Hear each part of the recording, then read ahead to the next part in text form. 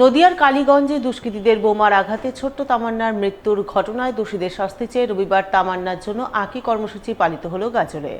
শতাধিক ক্ষুদে স্কুল ছাত্রছাত্রীকে নিয়ে তামান্নার জন্য আঁকি কর্মসূচি পালন করলেন গাজলের সিপিএম যুব সংগঠন ডিওয়াইএফআই নেতৃত্ব। এই কর্মসূচিকে সামনে রেখে এদিন গাজলের শঙ্করপুর মোড় এলাকার এক বেসরকারি লজে অঙ্কন প্রতিযোগিতার আয়োজন করা হয়। সেই প্রতিযোগিতায় অংশগ্রহণকারী ক্ষুদেরা তামান্নার খুনিদের শাস্তি চেয়ে ছবি আঁকে।